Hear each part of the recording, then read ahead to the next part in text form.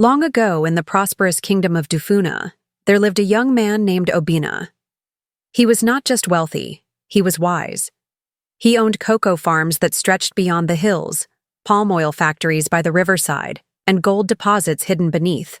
At Earth, people greeted him with bows, and his name was spoken with admiration. But despite all he owned, one thing troubled his heart. Do they love me, or just my riches? Obina asked himself, sitting on the balcony of his grand mansion. The sunset painted the sky in gold and orange, but peace did not reach his heart. Standing beside him was Kamba, his servant and old friend. They had grown up together. Now Kamba served Obina loyally, though he never lost the warmth of friendship. "Master," Kamba said, wiping sweat from his brow, "you have been staring into the sky for hours. What is troubling you?" Obina sighed deeply. "Kamba, I am about to marry Tariro, daughter of Chief Makoni. Her family is respected, rich, and known throughout the land. But I wonder, do they see me as a man or just a treasure chest?" Kamba scratched his head. "Some people bow before gold, not before kindness. But how will you know?" Obina turned slowly, his eyes burning with quiet resolve. "I will find out, Kamba. I will become a beggar. I will wear rags and dust and see with my own eyes how they treat a man with nothing." Kamba's eyes widened in shock. "A beggar? Master, what if they beat you? What if they throw stones?" Obina placed a hand on his shoulder. "Then I will know. If Tariro and her family are truly kind, they will show mercy. If not, then I know where I stand." There was silence. Only the soft call of evening birds filled the air. "At least let me come with you," Kamba said quietly. "No," Obina replied. "This test is mine alone. But you will help me prepare." The next morning, Kamba brought a bundle of old clothes. Torn trousers, a faded shirt, a worn-out walking stick, and broken slippers. Obina rubbed ashes on his face and tied a sack over his shoulder. When he looked in the mirror, he barely recognized himself. "Master," Kamba said, trying to smile, "you look like someone who hasn't eaten in days." "Good," Obina said. "That's exactly how I must look." As the sun rose, he began his journey. No horses, no guards, just dust beneath his feet. The noble Obina was gone. In his place walked a tired beggar with sunken eyes and blistered feet. Far away in the grand household of Chief Makoni, Tariro stood before a mirror, dressed in shining beads and fine silk. "When I marry Obina," she said proudly to her mother, "I will leave this dusty village behind. We will live in mansions, wear gold every day, and never eat cassava again." Her mother laughed. "Yes, my daughter. Marry his riches and let us bathe in wealth." None of them knew that the beggar walking toward their gate was Obina himself. Come, not with gold, but with questions that could not be answered with gifts. Obina walked slowly through the village, every step heavy with dust and doubt. Children ran past him laughing. Traders ignored him. A group of women fetching water pointed at his torn clothes and whispered cruel jokes. But Obina kept walking, his eyes set on the large gated compound of Chief Makoni, the father of his fiancée Tariro. The house stood proud with high walls and a carved wooden gate. The scent of roasted meat floated in the air, and music played from inside. Obina took a deep breath and knocked. A guard opened the gate, looked him up and down, and wrinkled his nose. "What do you want, beggar?" "I'm hungry, sir," Obina said, bowing low. "Please, I've walked far. May I have a little food or water?"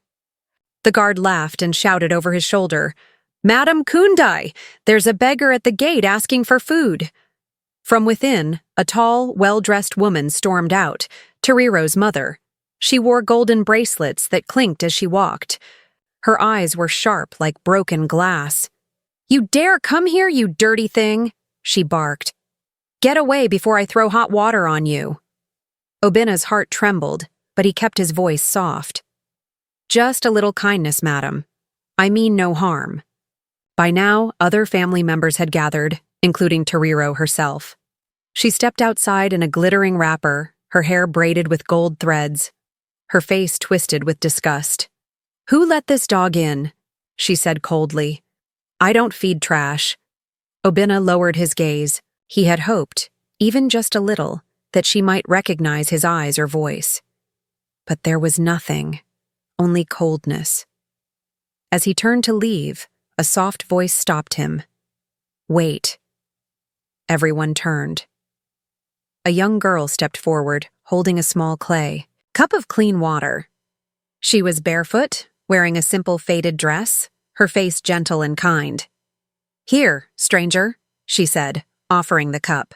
"You look thirsty." Her name was Mara. She was the adopted niece of Chief Makoni, taken in after her parents died from illness. Though raised in the same house, she was treated more like a servant than family. Toriro's face darkened. "Mara, what do you think you're doing?" Mara hesitated. "He is a guest at our gate. Even the gods say we must show kindness to strangers." Toriro snatched the cup from Mara's hands and threw it to the ground, shattering it. "You foolish girl.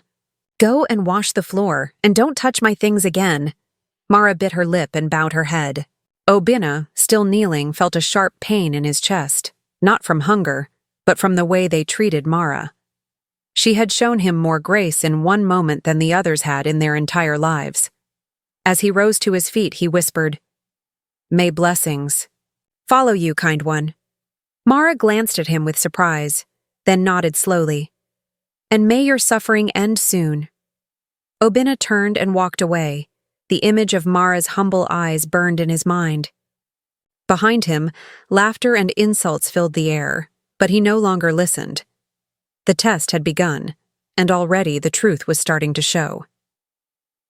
The next morning, Obina returned to the village square dressed in the same dusty rags. His feet ached, and his belly growled. But it was not food he sought. It was truth. He sat near the marketplace, holding a small wooden bowl. The villagers walked past him like he was nothing. "Look at this one," a trader scoffed, pointing at Obina. "Begging. When he still has 2 legs and arms. Shameful." A group of young boys threw pebbles at him and laughed. Still, Obina stayed calm. He looked around for one familiar face. Then, he saw her. Toriro, dressed in a royal blue wrapper and high sandals, walked into the market with 2 of her sisters. Her jewelry clinked with every step, and her head was held high. The crowd parted to let her pass, greeting her with forced smiles. Obina gathered the courage to speak. "Please, kind lady," he said, standing slowly. "Have mercy on a hungry man." Toriro turned sharply, her eyes narrowing. "You again?" The crowd turned their heads. Curious eyes watched. Some smirked. "I told you yesterday," she said with a loud voice. "We don't feed stray dogs. You better leave before I lose my patience." Obina said nothing, just bowed his head. He held out his bowl once more. Toriro's lips curled in a cruel smile. "Oh? You want something from me?" She pulled a shiny copper coin from her pouch and waved it in front of him. "You want this?"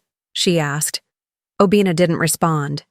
Then, "Kneel in the mud," she commanded. "Crawl for it. Show us how low you can go." Laughter erupted in the market. Even Toriro's sisters chuckled. Obina stood frozen. Inside, his heart bled. This was the woman he had once thought he would marry. Then, a familiar voice rang out. "Stop it!" Mara rushed forward from behind. A vegetable stall, her face filled with panic and shame. Toriro rolled her eyes. "Here comes the village maid again." Mara ignored her and rushed to Obina's side. She knelt beside him in the mud, lifting his bowl and brushing dirt off his sleeve. "You don't have to crawl for food," she said softly. "You're still a human being." Obina looked at her, shocked. Her hands were trembling, but her heart was steady. The crowd grew quiet. Toriro hissed, "Mara, get away from that beggar!" But Mara didn't move. She reached into her cloth bag and pulled out a small loaf of bread. It was dry and plain, but it was all she had. "Here," she whispered, offering it to him with both hands. "It's not much, but I want you to have it." Obina stared at the bread, then at her face. Tears prickled his eyes. This girl, mocked by her own family, was the only one showing him kindness. He took the bread gently. "May the gods bless you beyond your dreams," he whispered. Mara smiled sadly. "Even beggars deserve kindness." As she helped him to his feet, the crowd watched in silence. Obina turned and walked away, holding the bread like it was gold. That night, he returned to his small hut outside the village. Kamba was waiting. "How did it go?" he asked. Obina sat down heavily. "They laughed, they mocked, they threw words like stones." "All of them?" Kamba asked quietly. Obina shook his head. "No, not all. There is one, Mara, a heart so pure it shines through the mud." Days passed, and Obina remained in disguise. He wandered the village streets, slept beneath trees, and listened to how people treated those they believed had no value. His heart grew heavy, but his eyes were now open. One evening, smoke began to rise over the rooftops. Flames danced in the sky, painting it red as people screamed and ran. The village storehouse, where yams, grains, and dried fish were kept, was on fire. "Fire! Fire! Bring water!" villagers shouted. Men formed a fya, line from the river. Women gathered children. Panic spread like a disease. But it was too late. The storehouse collapsed in a storm of smoke and ash.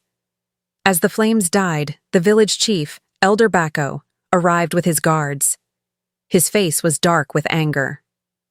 "Who did this?" he shouted, his voice echoing through the square. "Who dares destroy the food of the people?" There was silence. Then, a voice rang out from the crowd. "It was the beggar!" shouted Tariro's eldest brother, pointing at Obina, who stood near the tree line, watching in shock. Heads turned. Fingers followed. "Yes!" cried Tariro, stepping forward. Her silk wrapper swayed as she walked. "He's been loitering near our homes, watching us with jealous eyes. He must have done this out of envy." "No." Obina stepped forward. "I swear on my life, I had nothing to do with this fire." But the crowd had already decided. People shouted. Some picked up stones. The chief raised a hand to silence them. "Take him," he ordered. Obina was grabbed roughly by 2 guards. They tied his hands and dragged him through the village. Dust rose around his feet. Laughter and curses followed him like smoke. From behind the crowd, Mara watched, her eyes wide with horror. She pushed her way through the people, calling out, "No, you've made a mistake. He didn't do this." "Stay out of this, girl," barked one of the guards. "But he's innocent," she cried. "He doesn't even carry a torch, let alone matches. Please, you're punishing the wrong person." Tariro stepped in front of her, smirking. "Why do you care so much for a beggar? Maybe you two are planning together." Mara's face burned with humiliation, but she didn't back down. "I care because he's a human being, and he's kind. That's more than I can say for you." The villagers gasped at her boldness. Obina turned his head as the guards dragged him past. His eyes met Mara's. "Don't cry for me," he whispered. "Thank you for seeing me." That night, Obina sat chained in a dark, damp prison cell beneath the chief's palace. Rats scurried across the floor. Cold air wrapped around him like a blanket of sorrow. He leaned his head back against the wall and whispered, "This is the price of truth and love." But he was not alone. The next morning, as the first light touched the sky, soft footsteps echoed down the stone corridor. A young girl appeared, holding a small basket. "Mara." "I brought you food," she said softly, kneeling beside the bars. "You haven't eaten." Obina's lips trembled. "Why do you do this? They'll punish you if they find you here." "I don't care," she replied. "My heart won't allow me to watch injustice and do nothing."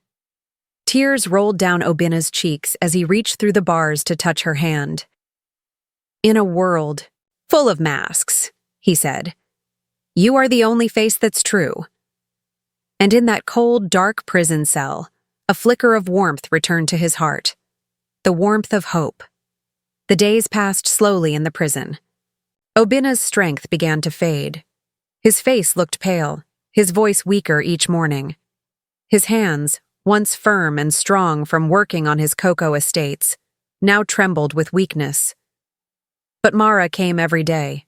She brought him food, small portions, of beans, a handful of maize, sometimes just boiled roots, but it kept him alive. More than that, her presence kept his spirit breathing. One night, when the air was thick with silence, Obina asked, "Why do you believe in me, Mara?" "I am nothing but a stranger in rags." Mara looked into his tired eyes. "Because I know pain. I was once like you, alone, unwanted, invisible. When I look at you, I don't see a beggar. I see a man who deserves truth." Obina lowered his head, swallowing his emotions. Her words felt like rain on dry land. But outside the prison walls, something had shifted. The village guards captured a group of thieves near the forest edge. Among them was a man known for his jealousy and hatred toward the noble families. Under questioning, the man confessed. "Yes," he shouted, "we burned the storehouse. I wanted to destroy their pride, their harvest, everything." The confession spread like wildfire. By the next sunrise, the palace courtyard was full. Elder Bako sat on his stool, the village elders beside him. Obina, still in rags, was brought forward. "I hear now," said the chief, "that you are innocent. Another has confessed. You were wrongly accused." The crowd was silent, ashamed. Mara stood at the edge of the gathering, tears shining in her eyes. Obina lifted his head. "Thank you," he said simply. "I never stopped believing the truth would rise." The chief nodded and waved his hand. "Remove his chains. Let him walk free." As the guard stepped forward, Obina raised his hand to stop them. "There is something I must reveal before I leave." Gasps and whispers filled the air. Obina reached into his pocket and pulled out a small golden emblem, one only known by the nobility. He stood tall, shoulders back, and spoke with a clear voice. "My name is Obina Chisholm, son of the late Lord Madhu Chisholm. I am not a beggar.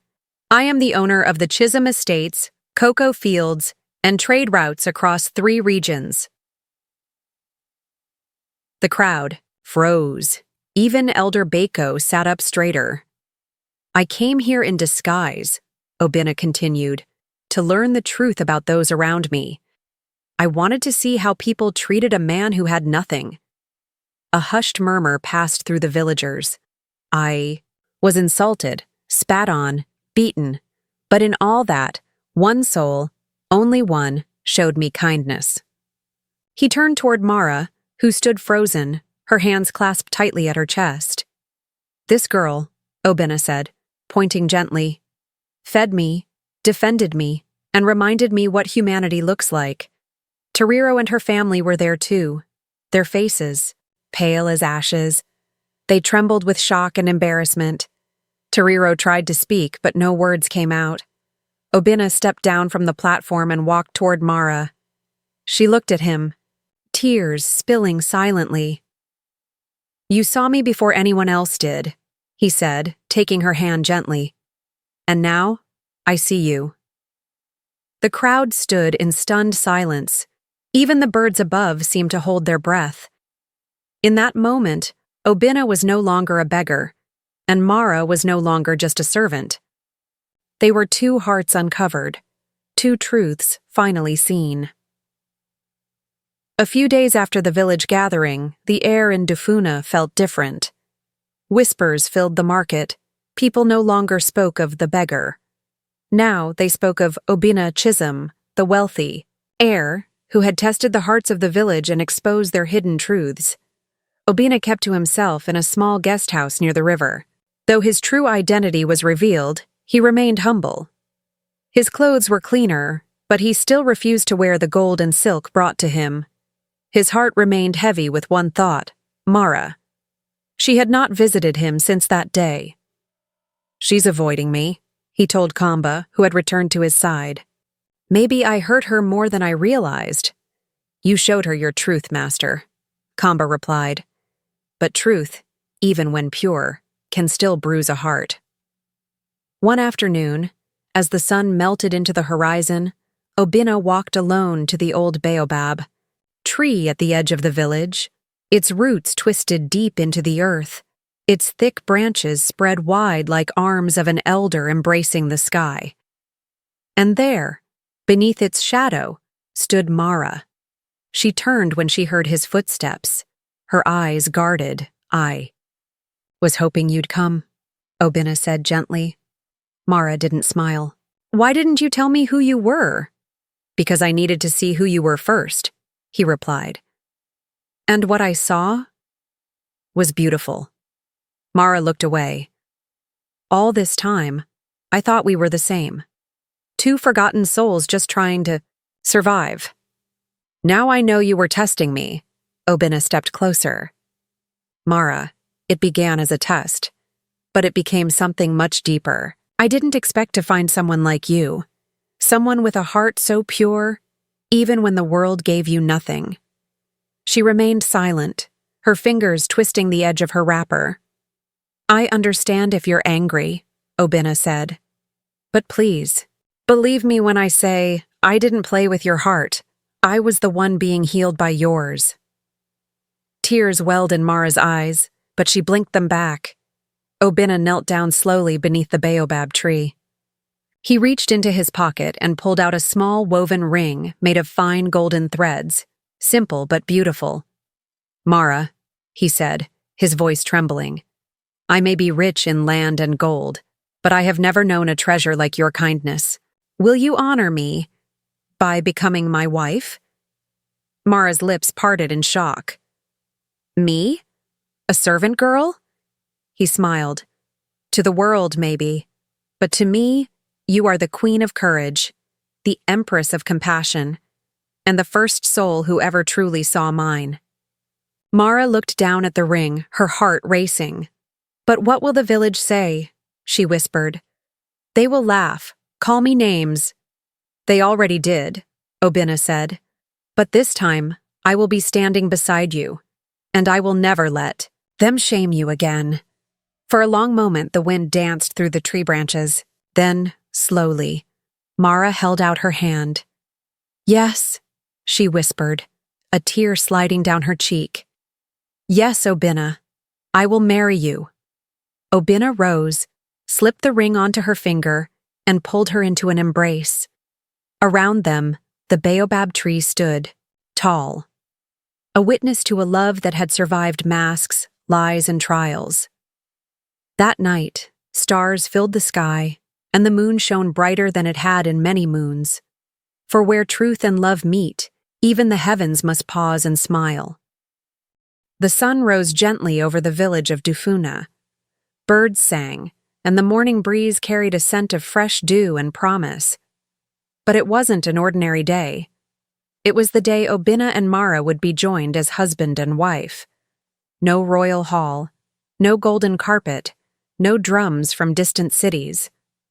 Instead, they chose to marry beneath the same baobab tree where their hearts had met. The elders blessed it. The villagers, out of curiosity and guilt, came in numbers. Even those who had once mocked Mara now looked at her differently. Mara wore a simple white dress stitched by her own hands, decorated with small beads given by grateful villagers she had helped in the past. Her hair was tied back, her eyes glowing with quiet joy. Obina wore a clean agbada made of cotton, not silk, and a humble smile. As she walked toward him, holding the hand of an old widow who had once fed her when she was young, the crowd murmured, "With wonder." "She's glowing," one whispered. "She truly is a queen," said another. When they stood before the elder, hands joined, the village grew silent. "Obina," said the elder, "do you promise to love Mara not just in her strength, but in her weakness too?" "I do," Obina said, voice steady. "She saw me when I was invisible to the world. Mara, do you promise to love Obina not for his wealth, but for the heart he has shown you?" "I do," she said softly. "Even when he had nothing, he gave me everything." The elder smiled. "Then I bless this union with the spirit of truth and the breath of the ancestors. Let no pride, nor riches, nor gossip break this bond." Cheers erupted, drums played, children danced. Obina lifted Mara into a joyful embrace as the sun crowned their union with golden light. But not everyone was smiling. From behind a tree, Tariro stood watching, her face unreadable. Her silk wrapper was no longer new. Her jewelry was borrowed.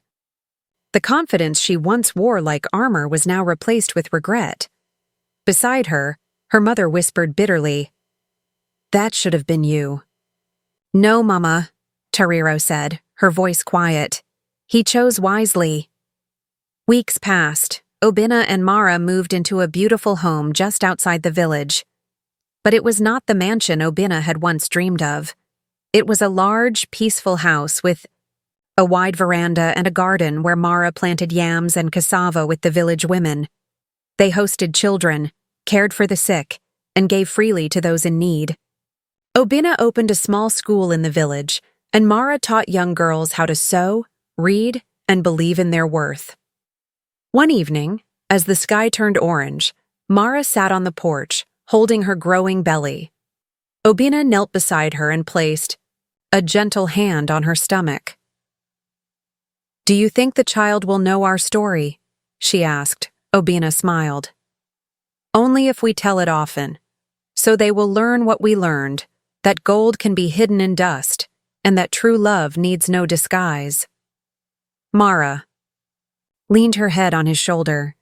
"And that kindness," she whispered, "always leaves a light behind, even in the darkest place."